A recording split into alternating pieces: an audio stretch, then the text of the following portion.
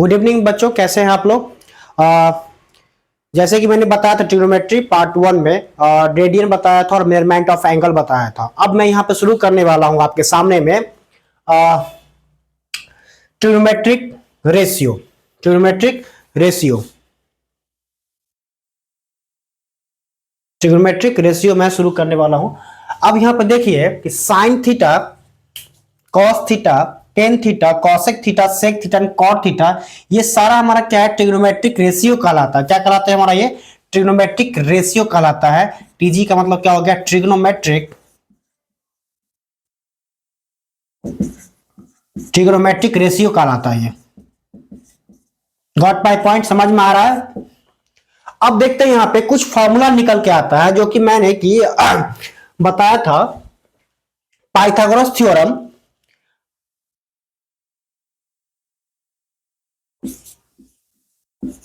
Sign theta equal to P by H,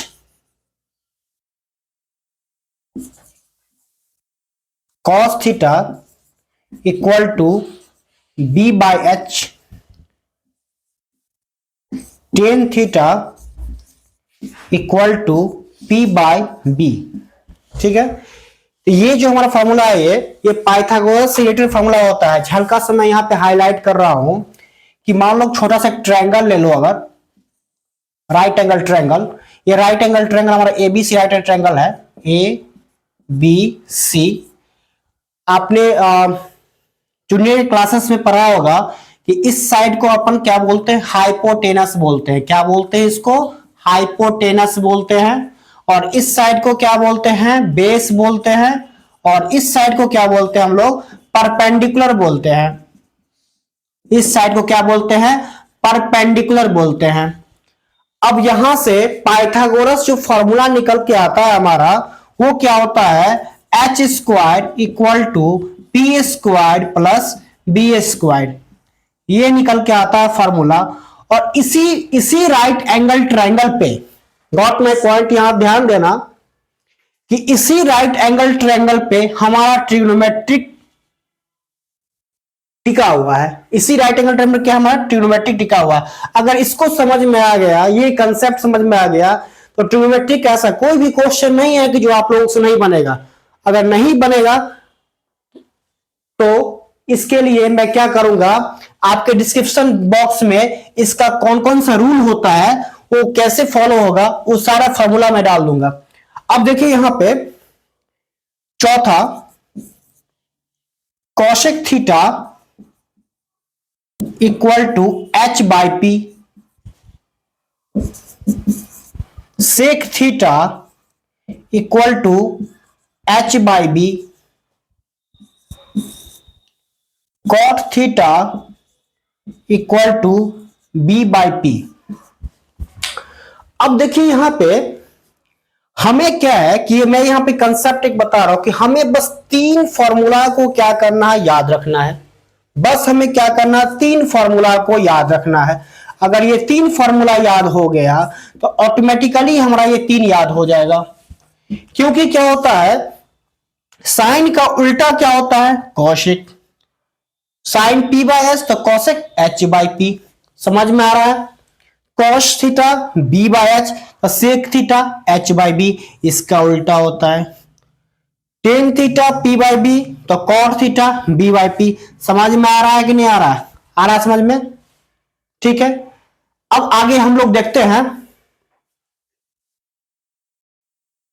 ठीक है, तो पिछले क्लासेस में मैंने देखा था कि ट्रिग्नोमेट्रिक रेशियो के बारे में। अब मैं देख रहा हूं यहाँ पे ट्रिग्नोमेट्रिक आइडेंटिटीज के बारे में।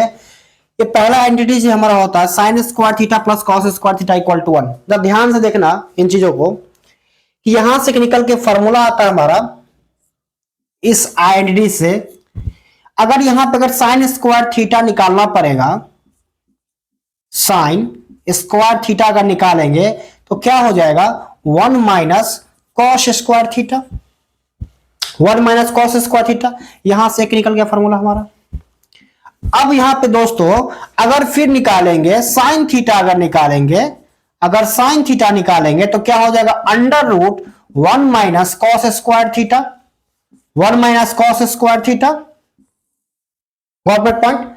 ठीक उसी तरीके से सिमिलरली अपन कॉस स्क्वायर थीटा का निकालते हैं, तो cos square theta equal to क्या हो जाएगा दोस्तों, 1 minus sine square theta, 1 minus sine square theta.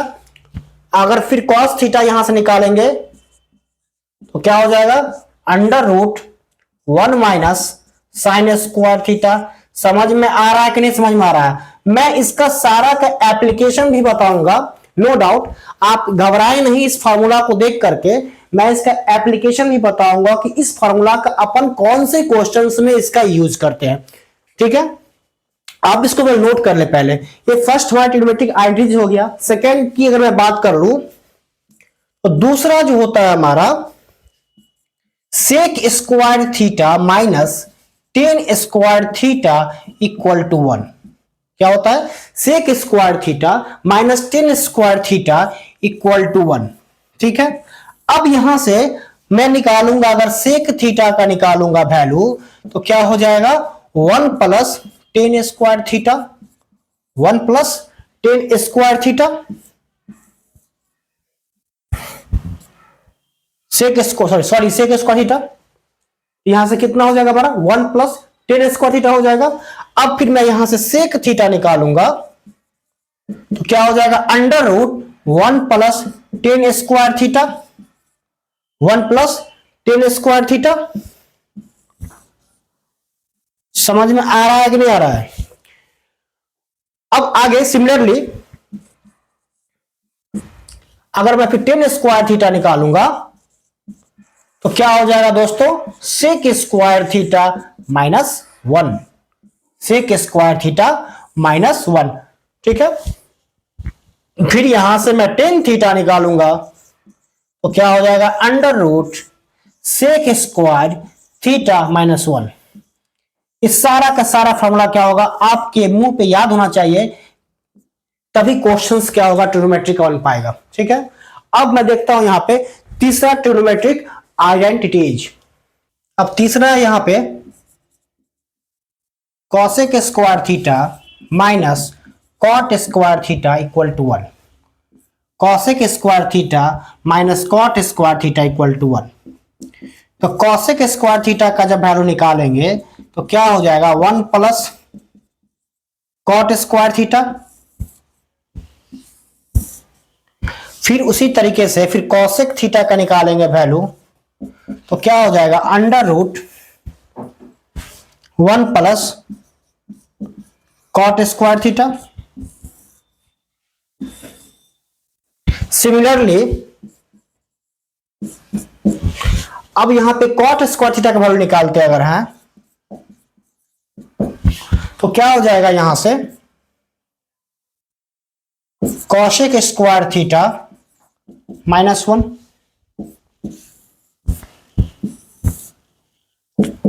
फिर कॉट थीटा का निकालते हैं वैल्यू तो क्या हो जाएगा, under root cosec square theta minus 1।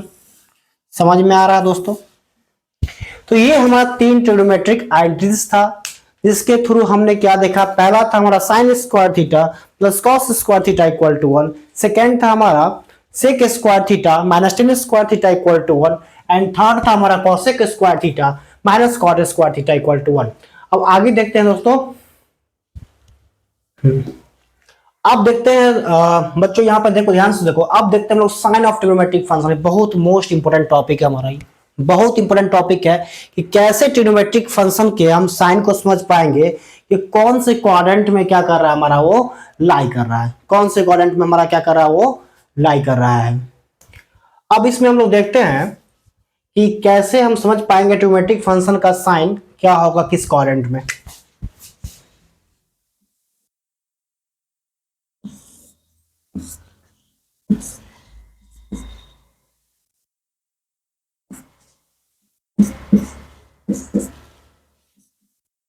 ये तुम्हारा फर्स्ट क्वाड्रेंट होगा,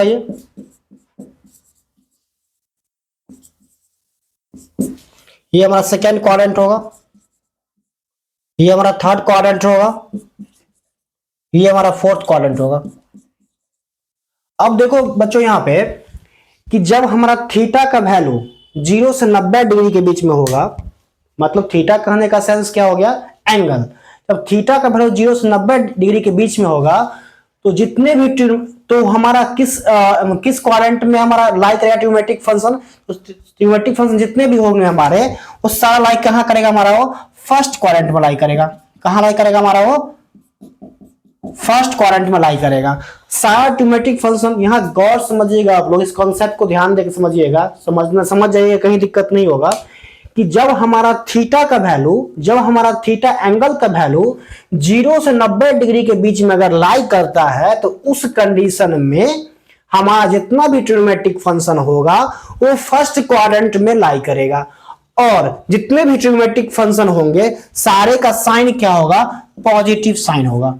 क्या साइन होगा, पॉजिटिव साइन होगा। सेकेंड केस है हमारा, जब थीटा का वैल्यू हमारा क्या होगा 90 से 180 डिग्री के बीच में होगा तो किस क्वाड्रेंट में लाई करेगा, वो सेकेंड क्वाड्रेंट में लाई करेगा, हमारा सेकेंड क्वाड्रेंट में लाई करेगा। और उस केस में साइन और कॉसेक का वैल्यू जो होगा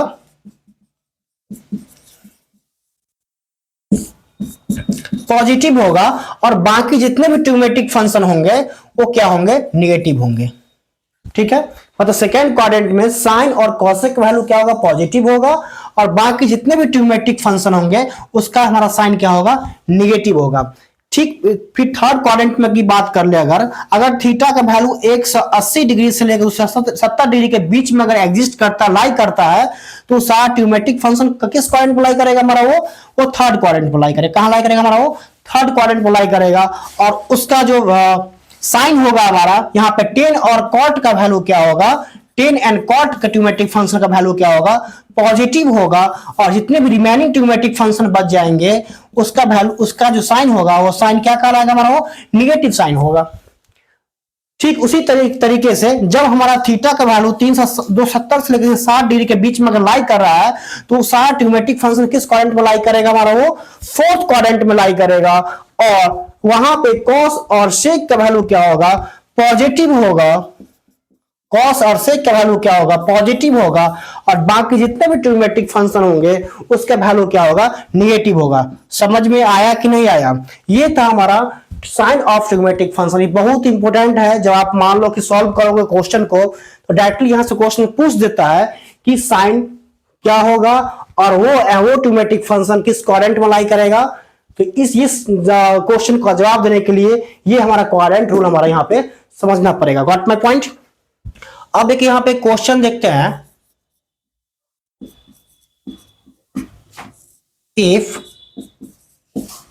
sign theta equal to 4/5 then find all the trigonometric function।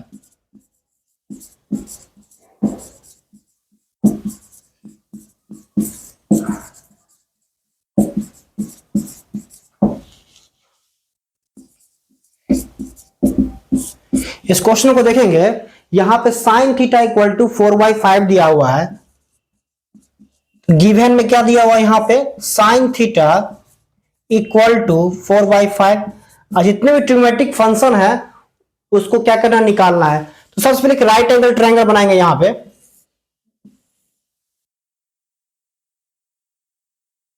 A B C, इस ट्रायंगल में साइन थीटा का निकल, ये हमारा क्या हो जाएगा, ये पी हो जाएगा।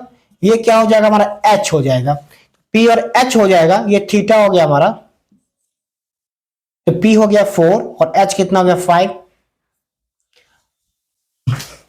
By using Pythagoras theorem. तो यहां से H square equal to P square plus B square,